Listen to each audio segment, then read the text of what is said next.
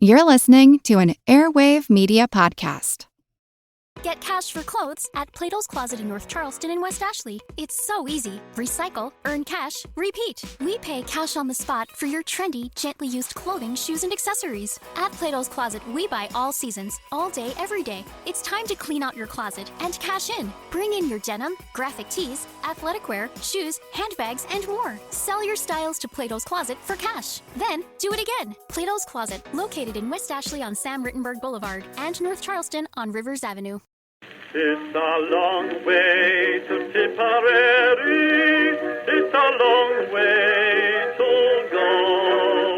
It's a long way to Tipperary, to the sweetest girl I know.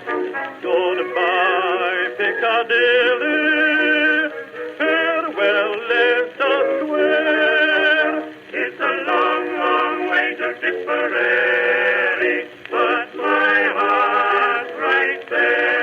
Hello everyone and welcome to History of the Great War episode 141. This week is our third episode covering the Entente Spring Offensives of 1917, and in this episode, the attacks will begin. We are going to break down the attacks into two areas. The first will be on the British area of the front, an area that will include the battles of Arras and Vimy Ridge. The second part of the episode will focus on the French side of the attack on the Chemin des Dames. Here, the French army would hurl themselves against the German defenses. In this area, the Germans would not be surprised at all, which they were in Arras, and their defense will be a surprise for the French. This episode will only cover the first day of the French attack. That will still give us plenty to talk about. The events after the first 24 hours of the attack will be our topic for next episode, as they will be quite important and deserve their own moment in the spotlight. We start now in the north, where the British were putting their primary effort for early 1917 into their attacks in Arras.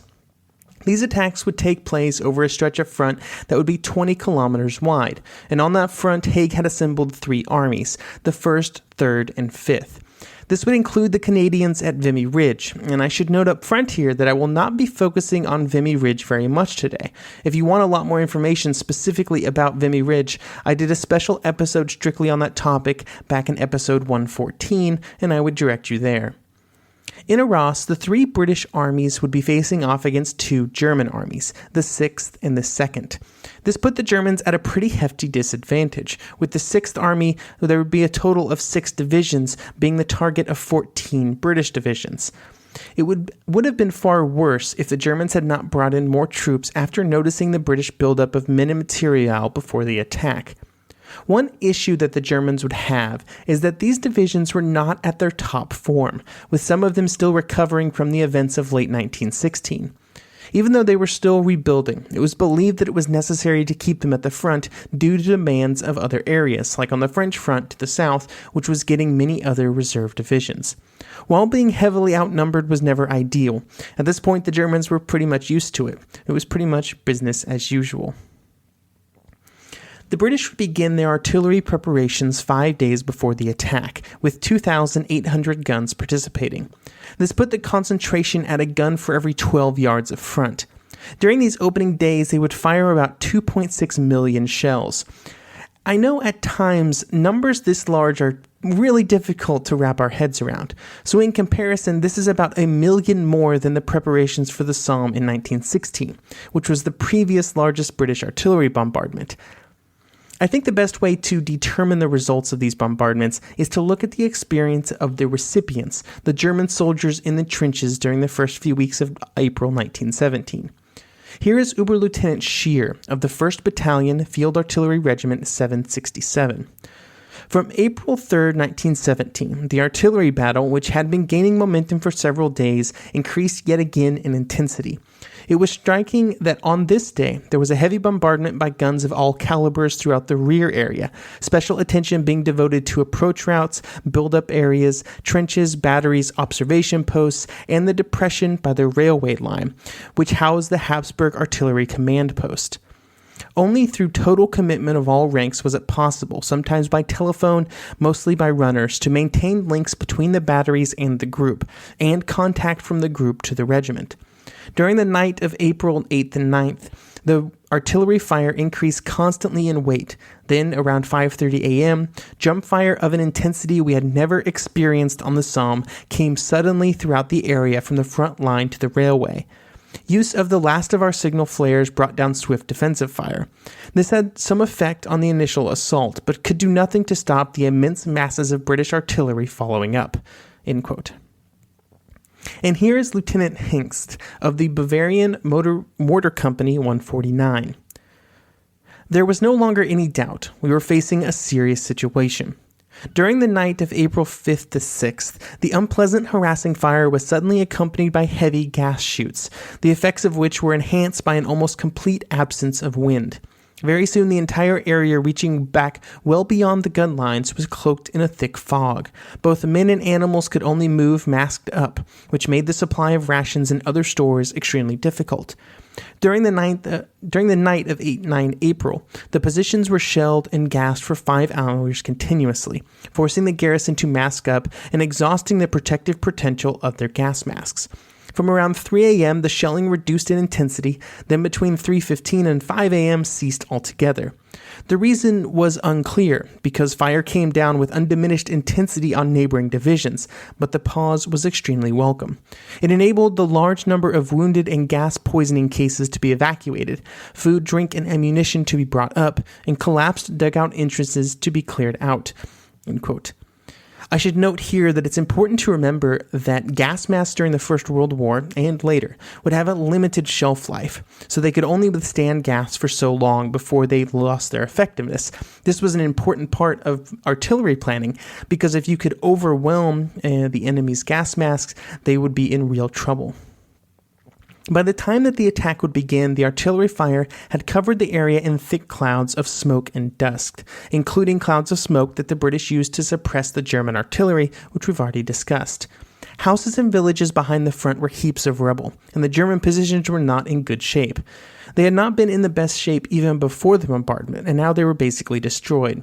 This was mostly due to a combination of the British fire and the wet weather in the spring, causing many German trenches to completely collapse, including many communication trenches, which meant any attempts to move reinforcements or supplies forward either had to be done at night or in the full view of the British fire.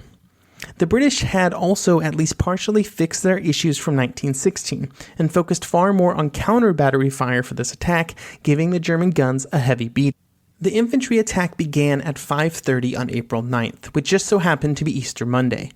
It was raining and there was some sleet mixed in with that, but in general the attack would go off quite well. On Vimy Ridge, the Canadians would advance 4 kilometers. The 3rd Army, commanded by General Allenby, who we will meet again later in our Middle Eastern episodes, advanced 3 kilometers, and other units experienced similar success. Here is a lengthy quote from the First World War by John Keegan. "The first day of the Battle of Arras was a British triumph.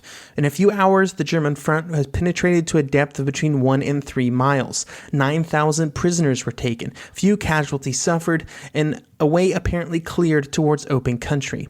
The success of the Canadians was sensational. In a single bound, the awful bare, broken slopes of Vimy Ridge, on which the French had bled to death in thousands in 1915, was taken, the summit ground gained, and down the precipitous eastern reverse slope, the whole Duois plain, crammed with German artillery and reserves, lay open to the victor's gaze. We could see the German gunners working their guns, then limbering up and moving back. Transport wagons were in full retreat with hundreds of fugitives from the ridge. There appeared to be nothing at all to prevent our breaking through," wrote a Canadian lieutenant. To summarize, after the first days, things were going quite well for the British, Canadian, Australian, and New Zealand troops, and now the question became what to do next. On the other side of the line, the situation was quite different. When reading accounts of the defense, one thing is very clear. After the initial attack, the situation at the front was almost completely unknown to those behind the lines. All that they could do was to continue to send troops forward and hope for the best. This was complicated by the fact that since this was a first attack against the new German defensive tactics, the Germans had not fully understood how to utilize them yet. They'd really not been battle-tested. The most common mistake that was made was keeping units designated for counterattacks too far behind the front, robbing them of the ability to quickly hit back at the attackers before they solidified their positions. As the day progressed, the situation became more and more desperate for the German defenders. They were simply running out of men on hand who were capable of fighting. This resulted in troops that normally would not have been defending the front lines being called upon to do so. One example of this was the Bavarian 14th Motor Company. Obviously, the men of this company were not infantrymen, but those that were not deployed in the front lines when the attack began soon found themselves with little to do. Their guns, manned by other men from the company, had been captured or destroyed in the forward positions, so the commander made the decision to help the infantry in any way that his men could. Here is Lieutenant Henst again to talk about that. At this time, he was the ranking officer in the company. In this situation, those elements of the company that were located in the rear and which were to have conducted the relief had no realistic option but to make themselves available to the division as a reserve. Led by me, the company commander had been sent away on sick leave a week earlier and strengthened with a few infantry orderlies. Altogether, about 60 men were dispatched where the brigade headquarters were supposed to have been located. The march was fraught with difficulty. Some of those who set off with us that morning must have felt that they were unlikely to live until evening. This was not even close to the only instance where any man at hand was thrown into the fence. Here is a good general assessment of the situation after the first round of fighting from the German army in the spring offensives of 1917, Arras, the Aisne, and the Champagne by Jack Sheldon. These early days of fighting east of Arras represented a severe setback to the German army. Altogether, on an 18-kilometer front, the British had broken through up to a depth of about 6 kilometers. 7 German divisions had been so worn down that they had to be relieved. Losses to date were calculated at 23,000, 16,000 of whom were missing.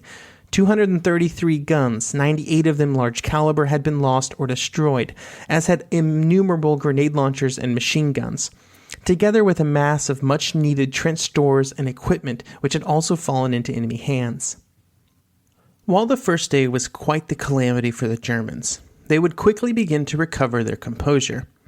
They were assisted in this by 2 phenomena which were completely out of their control, or basically they got lucky. The first was that the British were now faced with the difficult job of pulling their guns and ammunition forward to continue the advance, a task that was never easy on the battlefields of the First World War. They were also assisted by this second problem that the British were having, which I'm just going to let Major Graham of the 15th Scottish Division explain. Their weather has, of course, been against us. Continual storms of snow, hail, and rain do not make it any easier to move guns across country, which has undergone a 5 days intense bombardment. Albeit, we got them somehow by relays with 12 to 14 horses in the guns and the gunners harnessed to the wagons. These delays meant that the Germans had time to rush in reinforcements, or to get the reinforcements that were present but too far away from the front to instead be right behind the lines. This meant that the continued attacks at places like the village of Bullecourt, which went on for 2 days on April 10th and 11th, were not nearly as successful as earlier efforts. The slowdown in the attack caused Haig to call a break in the attack on April 14th to await Neville's attack on the Chemin des Dames, which was scheduled to begin just a few days later. This let the artillery fully move forward and into new positions, so that they were ready to support the next phase of the attack. Once the attack restarted, it would continue for weeks, not being fully shut down until early June. This lengthy series of attacks were launched in support of Nivelle, but also because Haig did think he was making real progress, even if the advances on the grounds were not spectacular. It would be during these weeks that most of the British casualties would be sustained. By the time that the last attacks were launched in Arras, the British had already shifted focus to the north and into Flanders, where they were preparing for their attacks on Messines and Ypres.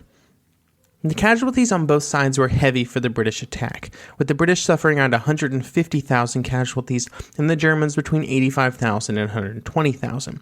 These numbers were quite high, but certainly not out of the realm of normality for Western Front battles during the war. For these casualties, the British had gained some new positions, with Vimy Ridge being far and away the most important. The British may not have known it at the time, but the capture of Vimy Ridge would be a thorn in the side of the Germans when they were preparing for their 1918 offensives. Other territory was gained in the attack, with most areas of the front advancing between 5 and 6 kilometers by the end of the attack. Much of this area held little strategic value, though, and Vimy was certainly the feather in Haig's cap. But the attacks were also thought necessary to provide assistance to the French, especially after their early disasters, which we'll talk about here shortly. These two reasons went a long way to smoothing over other concerns about the failure of the attack as a whole. On the German side, their analysis of the battle identified three major issues with their opening day defenses. The first was that the troops that were sent forward to defend were simply too worn down, and there was not enough of them, but those that were present fought as hard as could be expected. The second problem was that there was not enough artillery and ammunition available to meet a determined attack. Finally, the reserves that were supposed to hit the attackers at their point of greatest weakness were instead too far away to take advantage of that weakness, and therefore could not properly assist the hard-pressed frontline troops. Overall, the German defense had been decent enough, and it somewhat proved the viability of the elastic defense system, especially after the first day, when reserves were properly positioned along the front. While the Battle of Arras was the primary point of effort for the British, it would cause hundreds of thousands of casualties all told, it was just a supporting attack. It was now time to head south and to the main event, the French attack on the Chemin des Dames.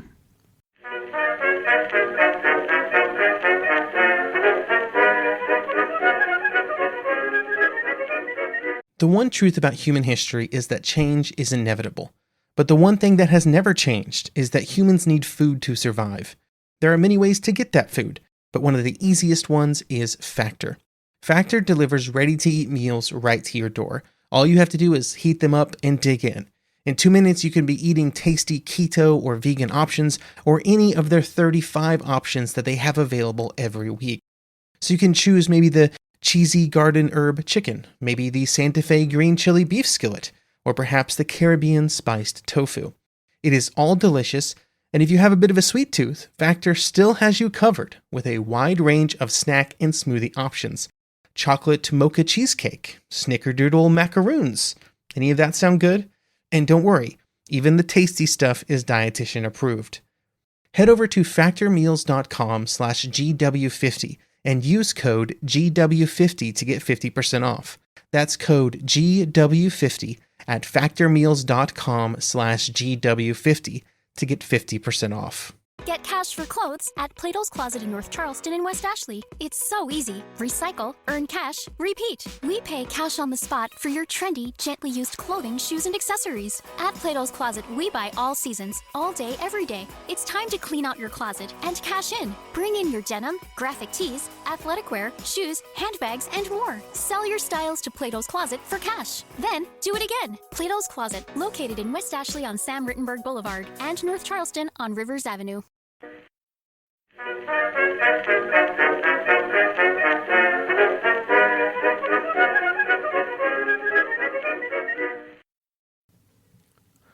We spent a good amount of time on the planning for the Chemin des Dames attacks last week, but I mostly forgot to talk about total numbers. Now we have a chance to rectify that mistake. In the three armies, the French were using 53 total divisions, with somewhere around 1.2 million men in total. On the German side, they would have 21 divisions, so the French would have a bit over a 2-to-1 advantage. Remember that this is actually a quite small advantage in terms of World War I attacks. The artillery fire would begin on April 1st, but it would not be until April 5th that the preparations would kick into high gear. Over the next 3 days, the fire mounted until on the 9th it plateaued, with almost every French gun raining fire down on the German positions and gun batteries. This high-intensity fire would continue for a week. Much like in previous attacks, there were several instances where the French artillery would suddenly stop firing, so that the Germans thought that the attack might be starting. Then the French artillery would start again. The goal of these feints was to draw out the German defenders from their hiding places, so that they would be hit when the artillery fire resumed. Jules Nenay of the 89th Infantry would write of this time that, quote, "For several days now, the amount of noise from the front line has been steadily increasing. The roads are full of soldiers in blue and yellow, colonial troops in khaki, all marching off in the same direction, along with whole columns of artillery and lorries filled with ammunitions and stores. We watch these huge convoys pass by, shake our heads, and think the Boches are going to cop it," end quote. The final few days before the attack were miserable for both sides. The weather was certainly not cooperative, with freezing temperatures, heavy rain, and even some snow.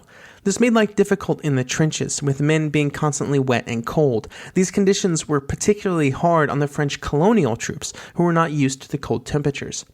The weather went beyond just discomfort, though, and also affected other aspects of the plan. Here is General Mischler. During the preparation and the day of the attack, the observation of artillery fire, either by aerial observers or by ground observers, was impeded considerably by very unfavorable atmospheric conditions. All of these conditions were, of course, harder for the Germans.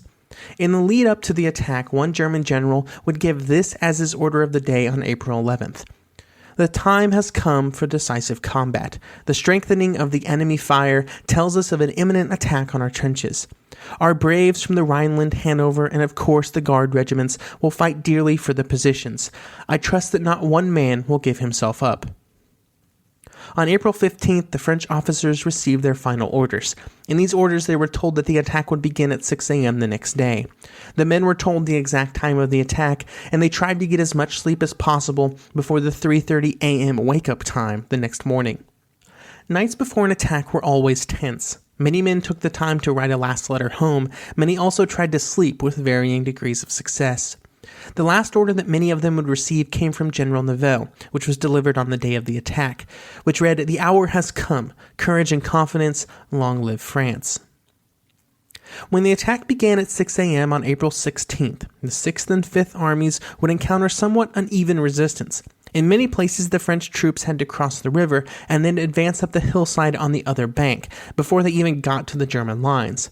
Waiting for them was the German wire, which was at least partially intact, and then more important, German machine guns. The machine guns were spread out into shell holes, strong points, and others were just in the exits to some of the abandoned mines that the Germans were using for shelters. All of them were able to rain down fire on the advancing French troops. Even as they fired on the advancing French, many Germans could not help but be awed by what they were seeing. Grenadier Guards. To our front, they came on in endless masses. Our machine guns fired as fast as they could. Our rifle barrels never cooled down. Our stocks of ammunition shrank more and more, and we had to resort to collecting the grenade sacks and ammunition pouches of the dead and wounded.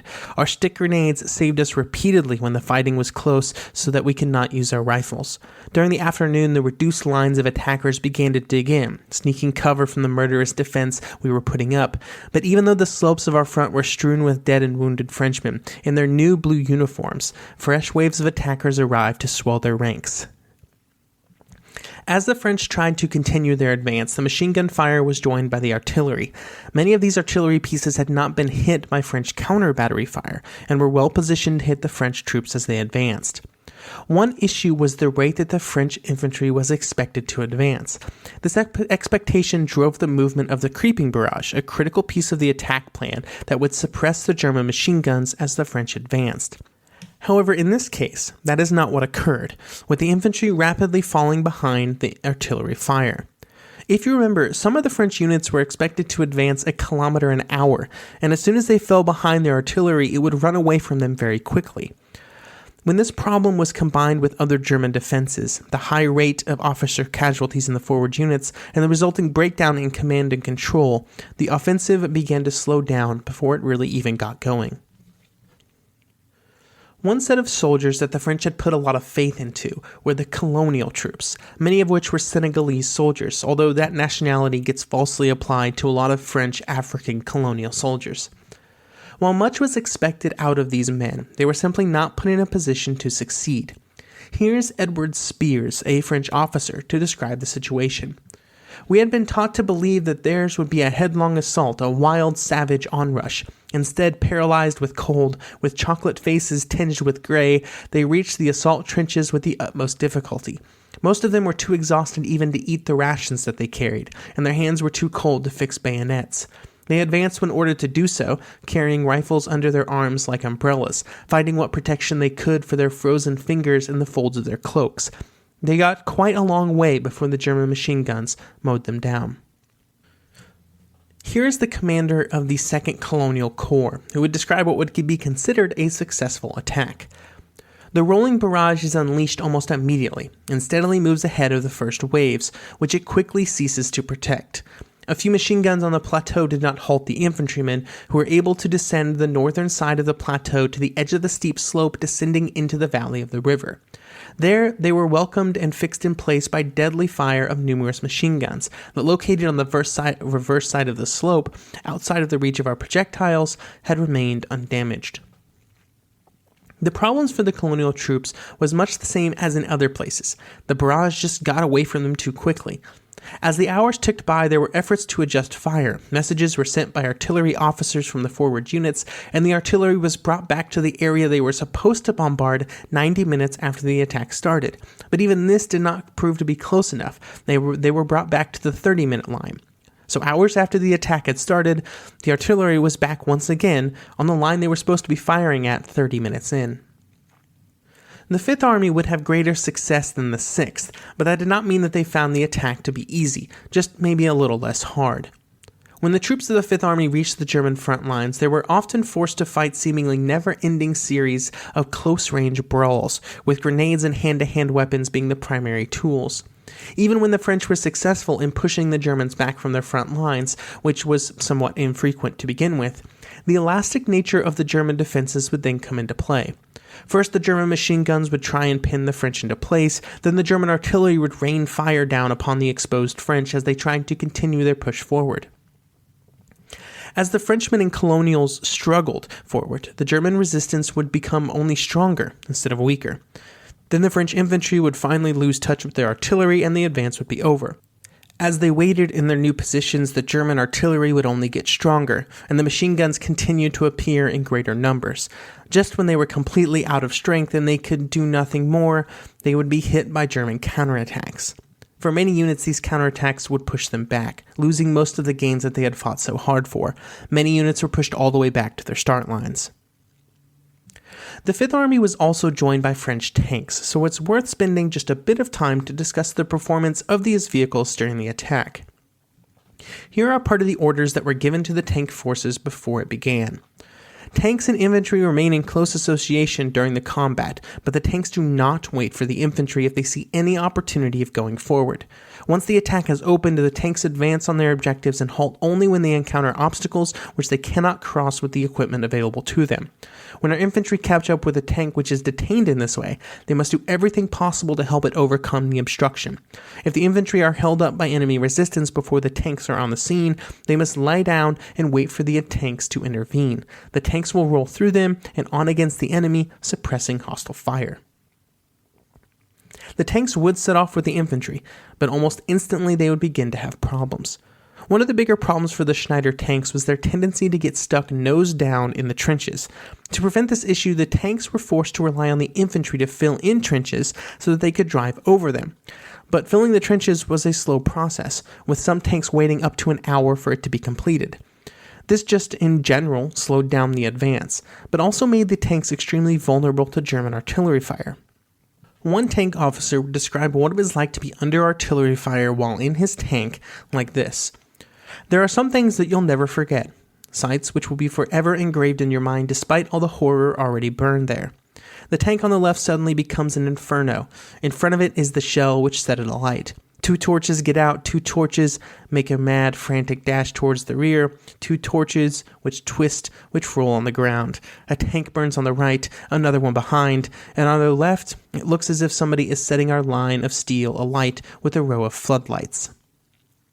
Overall, the usage of tanks was very costly, with 52 tanks lost to enemy fire or the terrain, and 28 lost after breaking down.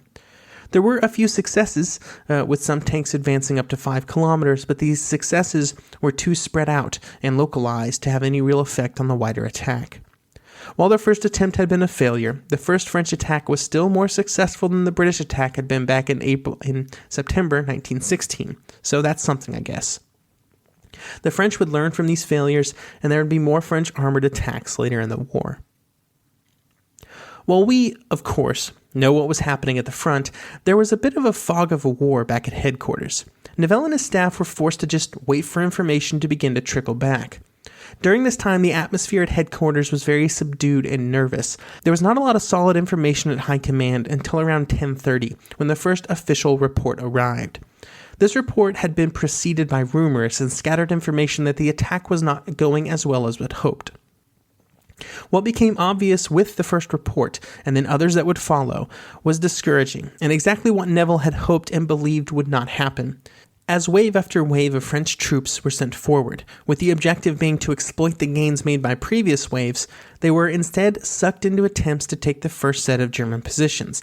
This instantly began to throw off the entire timetable, and it resulted in an attack that was not a bold thrust through the German lines, but instead an attack that devolved quickly into what previous attacks had been, just a mass of men struggling to make any forward progress while suffering heavy casualties. What happened at the front for the rest of the day did not make the situation any better. The day ended with no French soldiers having gained more than a few kilometers of ground, an impressive failure, even by Western Front standards. And for these gains, the French had paid a high price. Some regimental and battalion-level units pretty much ceased to exist, with some divisions like the 2nd Division of the 5th Army suffering 3,700 casualties. To make matters worse, the French had not properly planned for the number of wounded that they were now experiencing. They had, after all, planned for a great success, and the number of field hospitals and medical facilities that were available were woefully inadequate for what they were experiencing. A parliamentary deputy serving in the front would describe why this was the case. Why? Like everything else, it was because in the offensive, we'd planned for everything but defeat. We began from the idea that the offensive would be a success. That's why nothing had been organized, no evacuation routes, too few aid posts, impossible to get the field ambulances to the wounded. Back at Nivelle's headquarters, even his extreme optimism could only do so much to dress up the reports that were coming in at the end of the first day. Remember, he had promised great successes within 48 hours, and things were not looking good halfway through that time limit.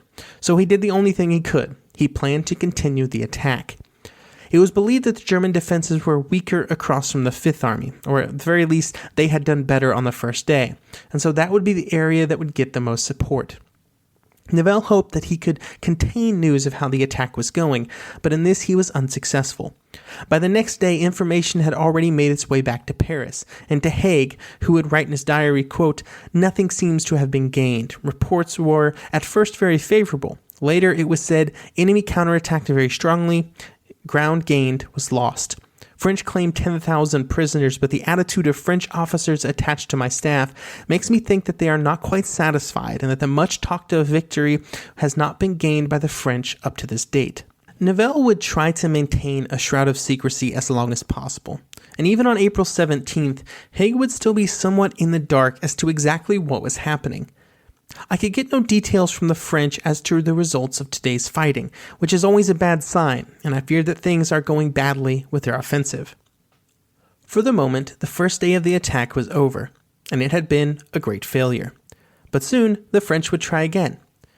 I hope you will join me next episode as the Nivelle offensive continues and then very abruptly ends. Goodbye, Piccadilly, farewell, Leicester Square. It's a long, long way to Tipperary, but